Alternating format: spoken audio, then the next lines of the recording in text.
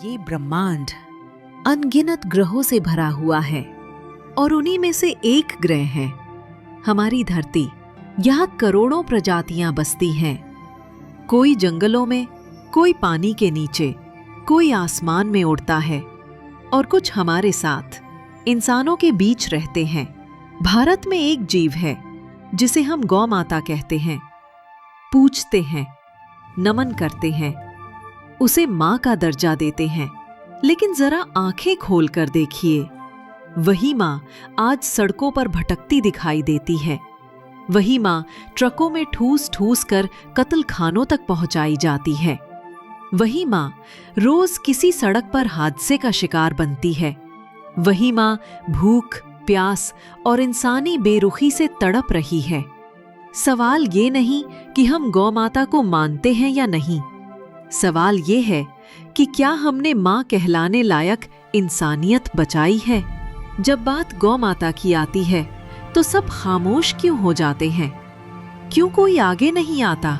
अब वक्त आ गया है इस सच्चाई को देखने का, इस खामोशी को तोड़ने का। पेश है एक ऐसी कहानी जो आपके दिल को झकझोर देगी। द ब्लीडिंग इंडिया, वो भारत जहां माँ अब भी बहा रही है अपना खून। मेरी समस्या है जो गाय के साथ ट्रीटमेंट हो रहा है डेयरी के लिए, उससे।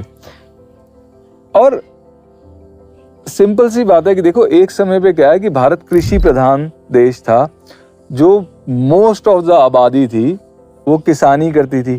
किसानी करती थी तो घर में गाय होती थी, गौवंश आपका नेचुरली चला हुआ था, उसमें कई बारी आपको दूध मिल जाता था क्योंकि आपको गोबर चाहिए, आपको बैल चाहिए। अब खेती जो है वो मशीनीकृत हो गई। उसके बाद क्या हुआ कि बहुत ही कम लोग एग्रीकल्चर कर रहे हैं, तो ये जो गाय वाला मामला है ये इनसे अलग हो गया, किसान से अलग हो गया, डेयरियों पे चला गया और गाय बन गई मशीन। तो आज जैसे लोग कहेंगे कृष्ण जी भी तो पीते थे, तो भाई कृष्ण जी की तरह गाय भी तो पालो। आप तो गौ शोषण कर रहे हो, है ना। गाय आप ऐसे रखते हो जैसे कंस ने रखी हो। कभी गाय हमारे परिवार का हिस्सा थी। वो खेत जोतती थी, गोबर से धरती उपजाऊ होती थी और दूध केवल तब लिया जाता था जब बछड़ा पी चुका होता। कोई जबरदस्ती नहीं, कोई लालच नहीं। गाय देती थी स्नेह से और इंसान लौटाता था सेवा से। पर अब वो रिश्ता टूट चुका है।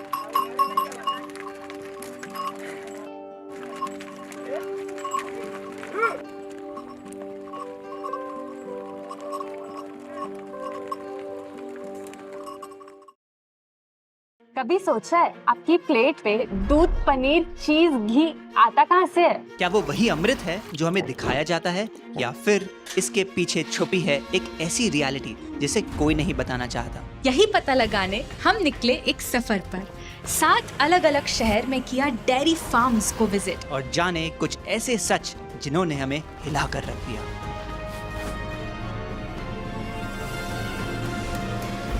तो पहुंच चुके हैं हम अपने पहले डेयरी फार्म में। प्लान बहुत सिंपल है, अंदर जाएंगे, फार्मर को इंटरव्यू करेंगे, जब वो थोड़ा कंफर्टेबल फील करें उनसे रिकॉर्ड करने की परमिशन लेंगे और एक एक करके इस एरिया के हर डेयरी फार्म को कवर करेंगे। Sound simple.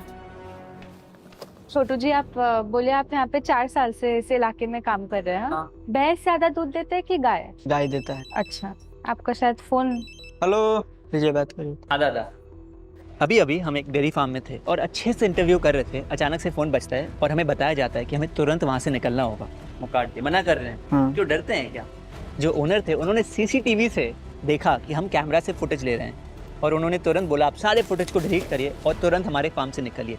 खत्म बात। आप घबरा क्यों रहे हो? बंद कर दीजिए वीडियो बंद। अभिजीत बंद कर। अब पता नहीं यहाँ पे कौन से फार्म्स अलाउ करेंगे, नहीं करेंगे, कर पाएंगे भी हम शूट की नहीं। शांति रखते हैं, थोड़ा कैमरा नीचे रखते हैं और आगे चलते हैं।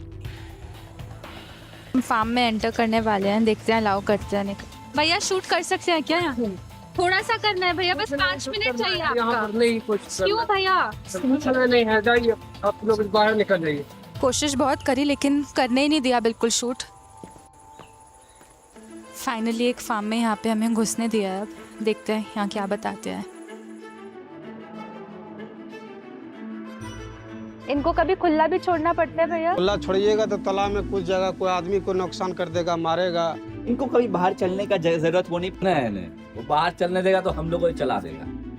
देखिए इधर जगह का कंपाउंड है, हाँ बांध को रखने से थोड़ा इसको भी तकलीफ होता है, खुला रहेगा तो थोड़ा अच्छा रहता है। हाँ, तो बांध के क्यों रखते हो? अगर कोई जगह का गाय- प्रॉब्लम है इधर फार्म को ना, कभी तो छोड़ते होंगे। कभी नहीं छोड़ते। ऐसा क्यों कि खुला नहीं छोड़ते? लोग का काम है ये बांध के रख।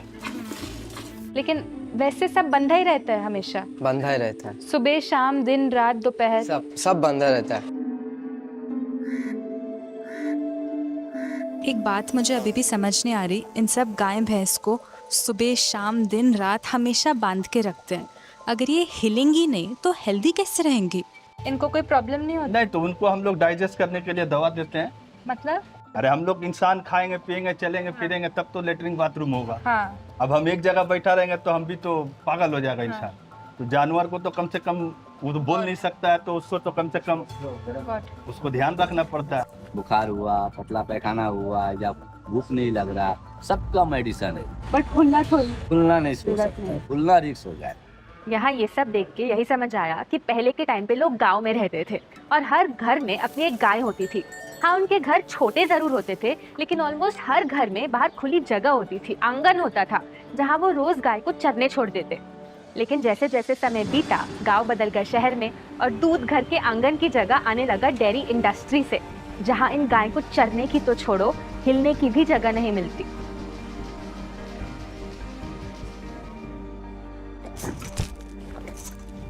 आपको इनकी रस्सी की लेंथ पता है जिससे ये पूरा समय बंधी रहती है? सिर्फ 3 फीट। इसको बेहतर समझने के लिए अपना हाथ को एक्सटेंड करिए और फिंगर टिप से शोल्डर की दूरी होगी इस रस्सी की लंबाई, और इसी रस्सी से बांधी जाती हैं सारे गाय सारे भैंस सुबह शाम दिन रात अपनी पूरी जिंदगी। और कई बार तो रस्सी इतनी टाइट होती है कि उनके चेहरे पे ऐसे मार्क्स भी बन जाते हैं। पर इतना छोटा रस्सी से बांधते हैं इन लोग खुश रहते हैं? ऐसा नहीं लगता इंसान को अगर इतना छोटा रस्सी से बांधेंगे, अगर हमें कोई बांध देगा तो अच्छा नहीं लगेगा ना? इंसान में हम लोग में इसमें बहुत फर्क है ना। आपको पता है इंडिया दुनिया का सबसे बड़ा मिल्क प्रोड्यूसर है। यहाँ रोज इतना दूध बनता है कि अगर एक बड़े से क्रिकेट स्टेडियम को दूध से भरा जाए तो एक दिन का दूध स्टेडियम को ऊपर तक भर देगा। एक दिन में टोटल दूध कितना निकल जाता है आपका? टोटल दूध तो निकल ही जाता, अब हिसाब लगा के नहीं करीब 2000 लीटर तो निकाल ही लेते एक दिन का? हाँ। जैसे जैसे हम अपने सफर में आगे बढ़े, रास्ते मुश्किल होते गए। एक जगह तो इतनी तेज बारिश थी कि पूरा इलाका पानी में डूब गया था।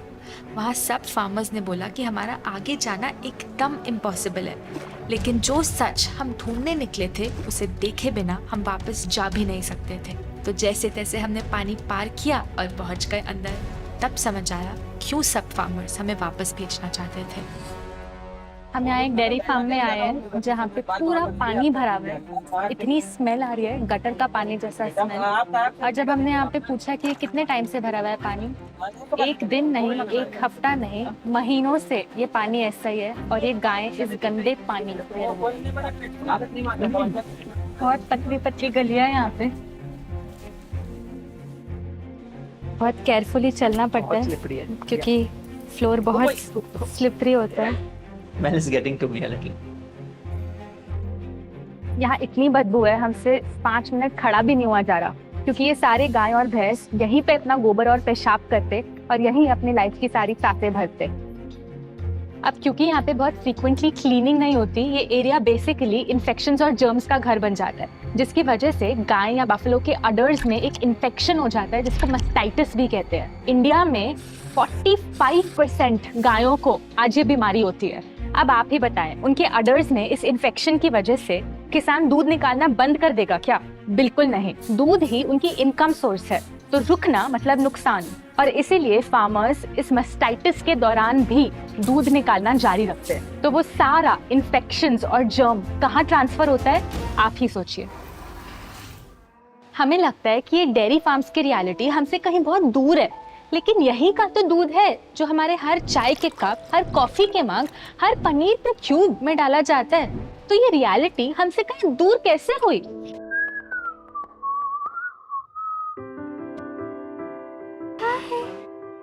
इतना यूनिक कलर है इस काफ का, पहले कभी इस कलर का काफ नहीं देखा। मन कर रहा है घर लेके चलो इसको। This guy really likes my kurti.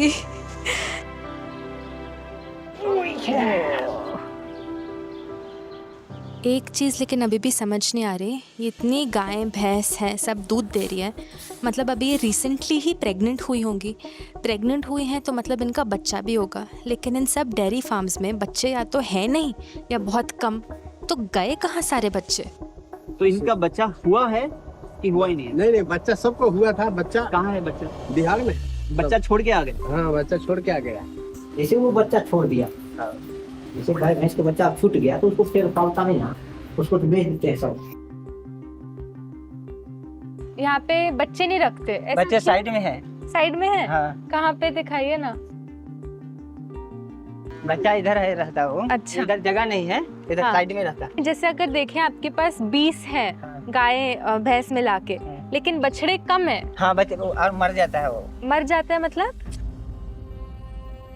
बछड़े होते हैं लेकिन बछड़े सब मर जाते हैं।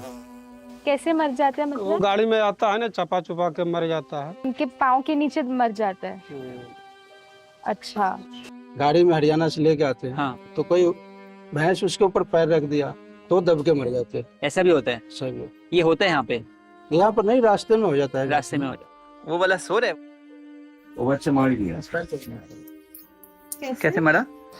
वो नया बच्चा आया, कल के भैंस आया और गाड़ी में दाब दिया होगा, उसमें मर गया। हाँ वो गाड़ी में तो बांधा रहता था ना, जगह नहीं रहता। जगह नहीं रहता। दुख नहीं होता है बछड़ा से? दुख किसको नहीं होता है? आपका बच्चा छोड़ दीजिएगा तो दुख नहीं होगा। मैं तो वही सोच रहा हूँ। दुख तो तो सब यहाँ खुशी खुशी कैसे जी रहे हैं फिर? है, भूल गया बच्चा, गम में अपना भूल गया। जो माँ है जिसकी बच्चा है उसको बुरा लगता है। उसको क्या बुरा लगे, वो तो बना हुआ जानवर है, उसको फर्क नहीं पड़ता ना कुछ। कहा जाता है दुनिया के सबसे बड़े दुखों में से एक होता है अपने बच्चे से दूर हो जाना। अगर आप खुद एक माँ हो तो शायद आपसे बेहतर तो कोई ये दुख समझ ही नहीं सकता। ऐसा दुख होता है जो शब्दों में भी बयान नहीं किया जा सकता। अब माँ तो माँ होती है ना, चाहे गाय हो या इंसान, तो क्या हमारा उसे इतना बड़ा दुख देना सही है? मैं आपका 2 मिनट इंटरव्यू ले सकती हूँ? I guess not. कोई भी माँ, इंसान हो या गाय, दूध तो अपने बच्चे के लिए देती है ना, मगर यहाँ तो बच्चे ना के बराबर हैं, तो ये गाय दूध देती कैसे है? इसके बदौलत दूध देता है। अच्छा, ये मेडिसिन है। ये मेडिसिन क्या है पता नहीं है। नहीं, बच्चा उसका नहीं है, इंजेक्शन नहीं लगाएगा तो दूध नहीं देगा। और इससे होता क्या है उसके बॉडी में? हम चाहे कोई टेबलेट खाता है जोश का, वैसा ही इसका इंजेक्शन। हाँ। इंजेक्शन लगाया तो इसका अंदर, शरीर का अंदर जोश बन जाता है। जोश बन जाता है।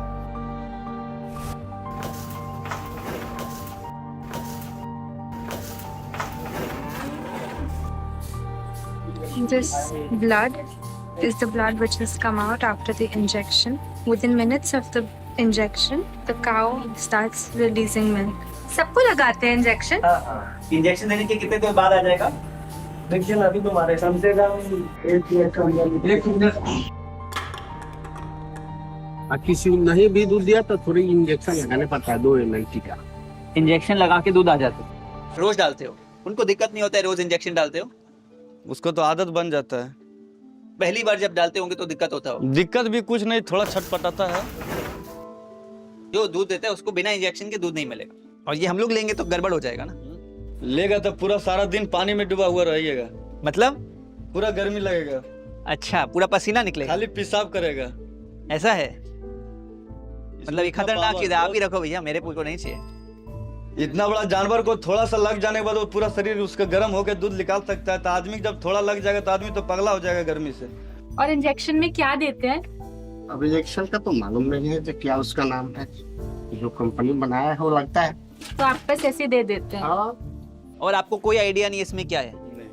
बट इसमें एक्सपायरी डेट कितना है वो कुछ इतना पता है, ये डालते हैं दूध निकलता है। जिस भी डेयरी फार्मर से हम पूछते हैं कि उस इंजेक्शन में है क्या, वो हमें एक ही चीज बताते हैं कि उनको पता नहीं, और बाहर से कोई ले आता है और वो बस डाल देते हैं। ऐसा भी तो हो सकता है ना, लेकिन कि वो हमें बताना नहीं चाहते। बिल्कुल, जानने का एक ही तरीका है, हमें किसी भी तरह से वो लेना पड़ेगा उनसे और टेस्ट करवाना पड़ेगा। ठीक है भैया, दे दीजिए। पॉकेट में डाल देंगे ना। तो ये अभी मेरे पास आ गया है। थैंक यू भैया। सैंपल मिल गया है, पॉकेट में है। अभी हम इसको टेस्ट करवाएंगे लैब में ले जाके, और वीडियो के एंड तक आपको रिजल्ट भी दिखाएंगे। पता करते हैं आखिर है क्या उसमें जो कोई हमें बताना नहीं चाहता। अब दूध निकालने का दूसरा तरीका जो हमने देखा वो कुछ ऐसा था। उस गाय की टांगों को बांधना, फिर बछड़े को खुला छोड़ना ताकि वो अपनी माँ के पास आए और माँ अपने बच्चे को देख के दूध प्रोड्यूस करे। जैसे ही बछड़ा दूध पीने लगे उसको वापस दूर बांध देना ताकि सारा दूध फार्मर खुद निकाल सके, ताकि वो बछड़े के पेट की जगह हमारी प्लेट में आ सके। जैसा कि भी हम देख सकते हैं, बछड़ा चाहती है दूध पीने का, मगर वो इतना नज़दीक होते हुए भी इतना दूर है कि वो पहुंच नहीं सकती, और वो दूध एक्चुअली जो ग्वाला है वो निकाल रहा है और उसको बेचेगा। बच्चा ओहो आराम से भैया। आप में से बहुत लोग बोलते हैं अरे कृष्ण जी भी तो दूध पीते थे, लेकिन एक बार सोचिए, क्या कृष्ण जी के टाइम पे गायों को 3-3 फीट के रस्सी से बांधा जाता था? क्या उन्हें इंजेक्शंस लगाए जाते थे? क्या उनके बछड़े को उनके माँ से दूर कर दिया जाता था? अब दूध निकालने का तीसरा तरीका हमने जो यहाँ देखा, उसको इस वीडियो में इंक्लूड करने से पहले बहुत सोचा, करे ना करे, क्योंकि उसे देखकर शायद आप बर्दाश्त ही ना कर पाए। लेकिन पूरा सच आपके सामने लाना ये हमारी रिस्पॉन्सिबिलिटी और ड्यूटी है, इसीलिए हमें उसे स्किप करना भी सही नहीं समझा। ये काफ की एक बछड़े की डेड बॉडी है जिसकी रिसेंटली यहाँ पे डेथ हुई है। जिस तरह वो मर गया ना। कितनी उम्र का? 10 दिन का है करीब। 10 ही दिन का था? हाँ 10 दिन का। फिर वो बीमार हो गया, वो बीमार होने के बाद वो मर गया। अच्छा, मरने के बाद उसको पैकेट बनवाएंगे। पैकेट बनवाना मतलब? जिस तरह ये बना हुआ है ना, ये हाँ ऐसे बनवाएंगे उसको, फिर उसको आगे रख के दूध निकालते। पैकेट बनवा के दूध निकालने में आसान होते हैं? आसान ऐसा क्या फायदा होता है उससे? फायदा होता है कि उसको मालूम पड़ता है कि ये हमारा बच्चा है। पर एक तरह से तो धोखा हो गया उससे। धोखा हो गया, लेकिन उसको मालूम पड़ता है कि हमारा अभी बच्चा है, और फिर दूध देते हैं। फिर उसके देखने के बाद वो दूध दे देता। और वो नहीं रहेगा तो? नहीं रहेगा तो लात मारेगी, इसलिए उसको बनवाना पड़ता है। उसको आगे डाल के आराम से बैठ के दूध निकालना। उसको मालूम है कि ये हमारा बच्चा है, उसको खुशबू से वो पहचानती है कि हमारा है। लेकिन वो बच्चा तो मर गया है, उसको तो मालूम है ना। मर गया, लेकिन उसको खुशबू आएगा उसमें, ये हमारा ही है। अच्छा, ऐसा होता है उसके। कैसे बनाइए? बनाने वाले रहते हैं आदमी गांव में। किस चीज से बनता है? इसका स्किन निकाल के, जो बच्चा मर गया। अच्छा, उसे बनाते हैं। जो भैंस का बच्चा मर गया, जो दूध नहीं दे रही है, उसको ऐसा बना के उसके सामने रख देते हैं। वो समझती है कि ये मेरा बच्चा है, जिंदा है, वो दूध दे देती। अभी अभी हम उस डेयरी फार्म से निकले हैं। बहुत मुश्किल था, हमें पता था कि हमें शूट करना है, तो हमने किसी तरह से अपने आप को almost I was telling myself कि नहीं ठीक है, डोंट गेट अफेक्टेड, बस अपना do your duty, speak, but to know that वो काफ को भी बंद करके पैकेट बना के वहाँ टांगने वाले हैं। जितना भी लॉजिकल माइंड को हम लोग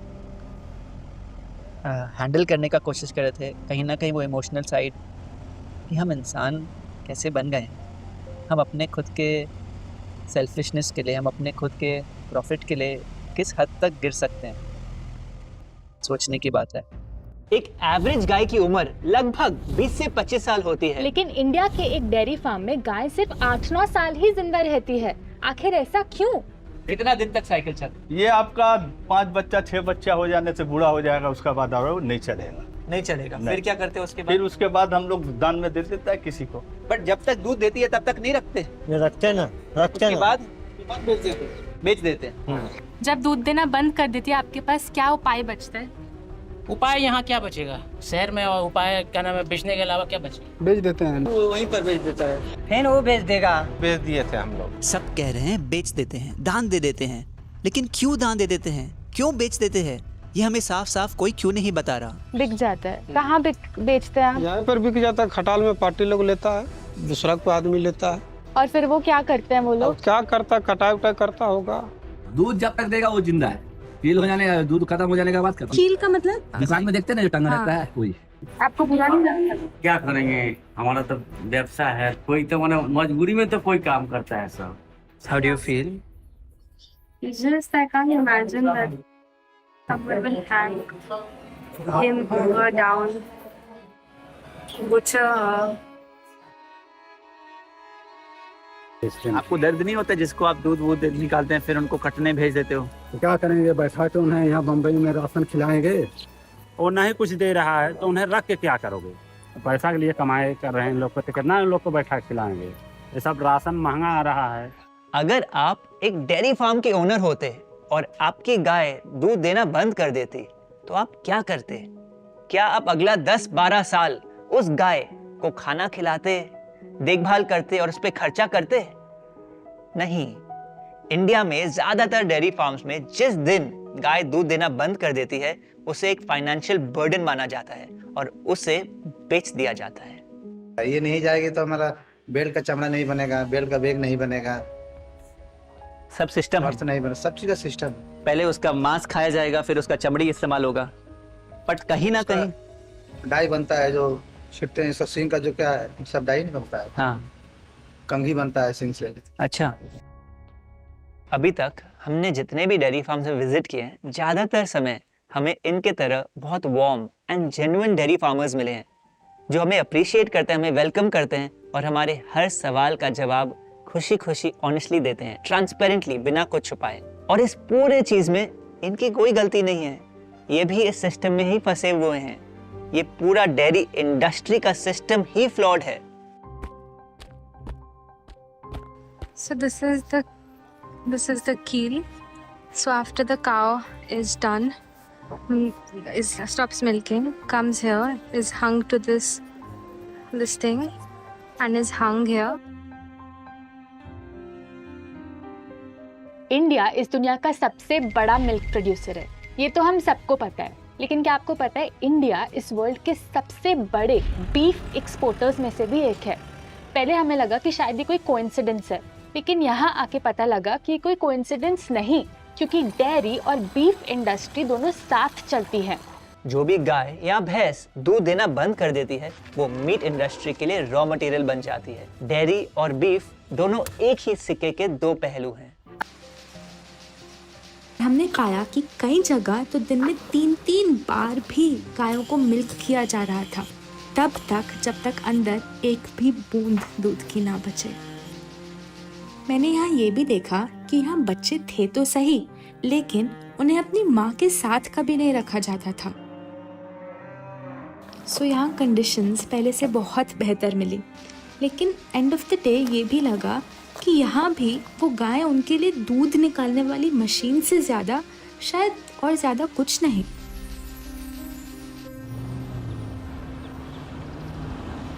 तो ये रहा वो केमिकल जो हमें डेयरी फार्म से मिला था और हमें जानना था कि आखिर इसमें है क्या जो किसी को पता ही नहीं। यही जानने के लिए हमने अलग अलग लैब्स को कांटेक्ट किया, उनसे पूछा। Hello, I want to ask, I have a chemical that I got from a dairy farm. Would you be able to test it for me and tell me what it is? No, ma'am. I'm not sure. One more lab. No, we will not do that test of chemicals. Okay, fine. लेकिन जिस भी lab को हम call करते सब इनकार कर देते। आखिर में हमारे पास एक ही ऑप्शन बचा, हम ऑनलाइन रिसर्च करने लगे और जैसे ही हमने टाइप किया कि वो क्या चीज़ है जो डेयरी फार्मर्स काउस या बफेलोज में डालते हैं जब वो एनिमल दूध देना बंद कर देते हैं, तो सारे जगह हमने जहाँ जहाँ रिसर्च किया एक ही नाम आगे आया और वो था ऑक्सीटोसिन।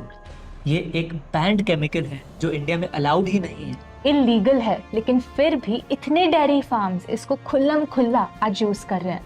जब हमने इसमें और गहराई में रिसर्च करी तो पता लगा कि ये केमिकल फाइनली उस दूध के थ्रू हमारी बॉडी में भी ट्रांसफर होके हमारी हेल्थ को एकदम खराब करने लगता है। हर बार जब हम दूध, चीज, पनीर, मक्खन, घी खाते हैं हम इस दर्द के चक्रव्यूह को और तेज घुमाते हैं। जब तक हम इन प्रोडक्ट्स की डिमांड करते रहेंगे तब तक ये सिस्टम चलता रहेगा, लेकिन इस रियलिटी को बदलने का ताकत भी हमारे हाथ में है। कैसे? इन प्रोडक्ट्स की डिमांड ही कम करके और एक प्लांट बेस्ड डाइट अपना के।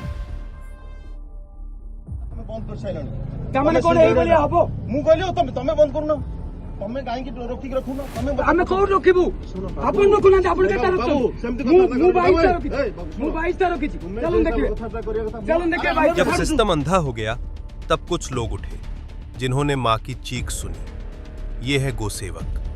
जो नफरत नहीं, करुणा से लड़ाई लड़ते हैं। कभी जान जोखिम में डालकर ट्रक रोकते हैं, कभी सड़क किनारे पड़ी मरी हुई गाय के लिए रोते हैं। पर वे जानते हैं, असली समस्या सिर्फ माफिया नहीं है, असली कारण है दूध का व्यापार।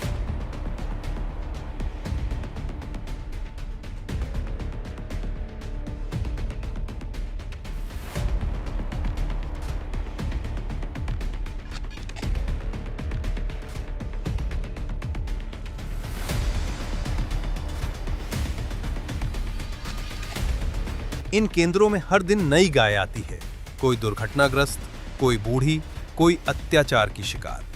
उनके घाव सिर्फ शरीर पर नहीं होते, वे हमारे समाज की आत्मा पर होते हैं। Guys, one second, he's asking a question, guys. Sure. Yeah, so what about ethical farming? Like in Kerala, we have chickens and goats. We don't force them to do. We fed them properly, and then when the time comes, they lay eggs, and we don't sell it to them. We use it for our own purpose. So what about ethical farming and So all you're that? talking only about eggs or also about flesh and dairy? What are you talking about here? Only eggs, huh? Eggs and milk. And so not about flesh, because you understand for getting flesh, we have to kill someone. So that you agree there is no humane method for that, right? Okay, fine. So first I'll come to milk and then I'll talk about eggs. So first thing regarding the dairy industry, you have to understand a dairy farmer, his only job is to make money. He's a businessman, he has to make a profit. Now in case... It's not a dairy farm, it's just a house, and we are having chickens and cows, buffaloes, whatever. Yeah. Okay, fine. We don't sell it to anyone, we are just not buying it from your own house you're making. Okay. We are using it for our own self, and we are not forcing them to do it. We are just feeding them properly. But to produce milk every single year, you have to answer this question. Let's say how many, say we have 5 cows, for example. So you have 5 cows. To get milk the next year, these 5 cows have to be pregnant this year. Only after being pregnant for 9 months, they give birth, and then you can get milk from them, right? So you'll have to make these cows pregnant. Without making them pregnant, you can't run a dairy farm. Agreed? So that is cruelty. How can we force impregnate others? Isn't that wrong? And think about that. I mean, we are not forcing it. We are like then define how they get pregnant. See, if you're saying to me you have say an open field right now with 5 cows and say like 2 bulls, and if you're waiting for them to mate naturally among themselves and get pregnant, that's probably never going to happen. The reason we use artificial insemination is because that ensures that she gets pregnant 100% of the time. Firstly, and next, even if you're going to force a bull to mount on her, that's still extremely long. These animals are not getting to choose when they want to mate based on their wishes. We are now tying her up and forcing a male on top of her. That's an immoral act. How can we do that? हम कहते हैं गौ माता हमारी देवी है, पर सच्चाई ये है वही देवी आज कूड़े के ढेर में भोजन खोज रही है। त्योहारों में दूध चढ़ाते हैं, लेकिन उसी दूध के नाम पर करोड़ों गायें हर साल मारी जाती हैं। क्या यही धर्म है? पूजा नहीं, करुणा असली धर्म है।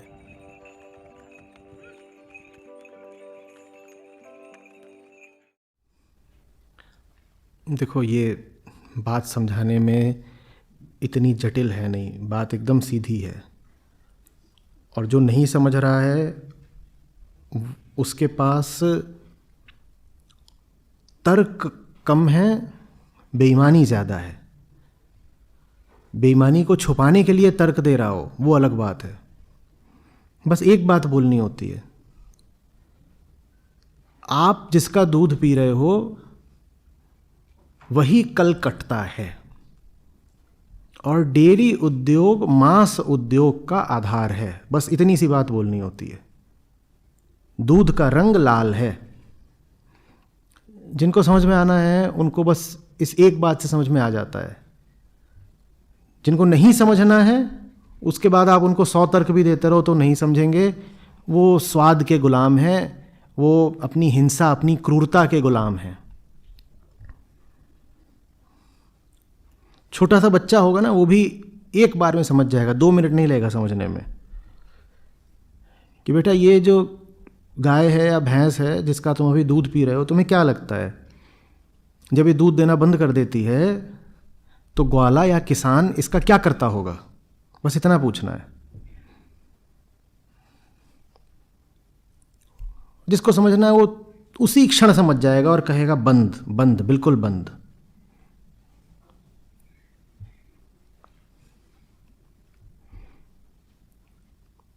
जो समझ सकता है वो अपने आप ही फिर ये भी सोच लेगा खुद ही कि अगर वो गाय भैंस पाली इसलिए जाती है कि वो दूध दे, तो फिर तो पालने वाले का मुनाफा इसी में है कि वो लगातार दूध देती रहे।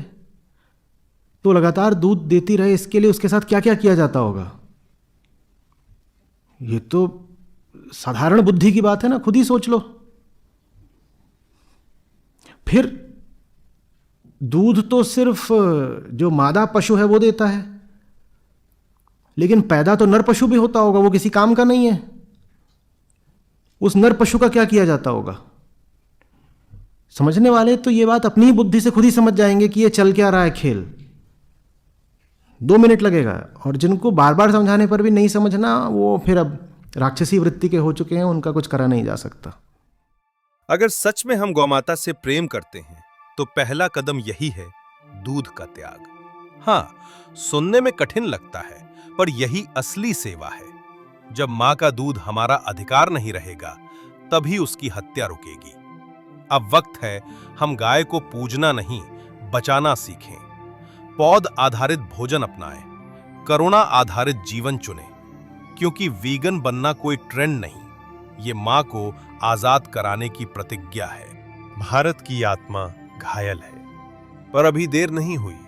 जब हम करुणा चुनेंगे, तब ये धरती फिर से पवित्र होगी। द ब्लीडिंग इंडिया तभी रुकेगा जब हर भारतीय कहेगा, मैं अब दूध नहीं, दया पीऊंगा। जय गौ माता, जय भारत।